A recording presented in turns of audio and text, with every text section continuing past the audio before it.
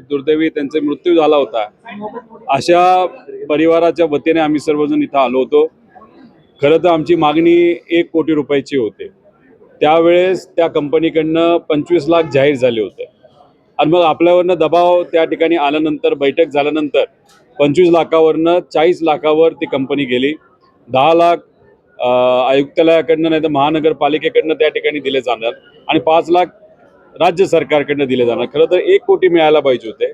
घराची मागणी आपण केलेली आहे, ती सुद्धा त्या ठिकाणी ते मान्य करतात असं आम्हाला सांगितलेलं आहे। आणि मुलांच्या शिक्षणाच्या बाबतीत आपण जर बघितलं तर तिथे आम्ही ब्लॅक अँड व्हाईट मध्ये म्हणजे क्लिअर कट काय खर्च तुम्ही करणार आहात हे कुठेतरी त्या पालकांना त्यांच्या कुटुंबियाला तुम्ही सांगा असं सांगितलं होतं। त्या बाबतीतलं ते करार करतील असं सांगितलेलं आहे। पण काही परिवारातले लोक आता आम्हाला भेटले, आम्हाला धमकावून 40 लाख रुपये हे स्वीकारा असं सांगण्यात आलेलं आहे। पण त्या बाबतीत आम्ही शहानिशा करत आहोत आणि मग पुढच्या 5 दिवसामध्ये परत एकदा आम्ही या परिवाराबरोबर बैठक करून पुढं काय भूमिका घ्यायची तिथे ठरवणार आहोत। त्याच्याचबरोबर काही अधिकाऱ्यांवर कारवाई करा अशी आम्ही मागणी केली होती, कारवाई तशी झाली। त्याच्याचबरोबर इंटरनल एन्क्वायरी लवकरात लवकर सुरू करावी अशी आम्ही मागणी केली होती, ती तिथं सुरू केलेली आहे। आता त्याच्यात या लोकांना फक्त निलंबित करून चालणार नाही, पूर्णपणे त्यांना काढण्यात यावं आणि त्यांना मनुष्यवधाचा गुन्हा त्या अधिकाऱ्यांवर व्हावा अशी आमची सगळ्यांची मागणी आहे। त्या बाबतीत त्यांनी प्रोसिजर सुरू केली आहे, पण त्या प्रोसिजरला 6 महिने लागू शकतात।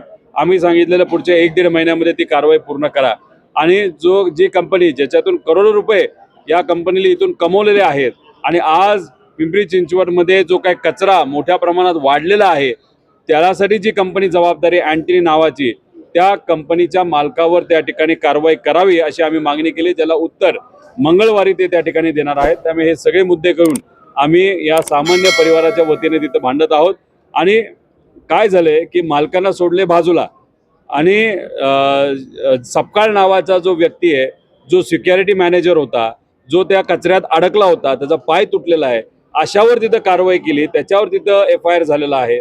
मालकांना सोडलं वाऱ्यावर आणि इकडं मात्र सामान्य लोकांना त्या ठिकाणी पकडलं आहे। त्यामुळे ह्या सगळ्या विषयावर आम्ही तिथं पाठपुरावा करत आहोत। सरकारने समिती करत पुढच्या 2 दिवसात जाईल असं आम्हाला त्या ठिकाणी सांगितलेलं आहे। आम्ही सुद्धा त्या अहवालाची वाट तिथं बघत आहोत आणि मग पुढे काय होतं त्या अहवाल आल्यानंतर आम्ही तिथं बघणार आहोत। त्याच्याचबरोबर जो काही कॉन्ट्रॅक्ट या अँटनी नावाच्या कंपनीबरोबर केलेला आहे त्याच्यामध्ये सुद्धा जे अल्लाट नावाचे अधिकारी आहेत ते सुद्धा काही प्रमाणात जबाबदार आहेत, पण त्यांनी वेळोवेळी पत्रव्यवहार हा महानगरपालिकेकडे केलेला आहे, त्या कंपनीकडे केलेला आहे, पण त्या कंपनीकडनं दुर्लक्ष केलं गेलं आणि संजय कुलकर्णी नावाचा जो व्यक्ती आहे त्याने या विषयाकडे दुर्लक्ष केलं म्हणून ही घटना घडली।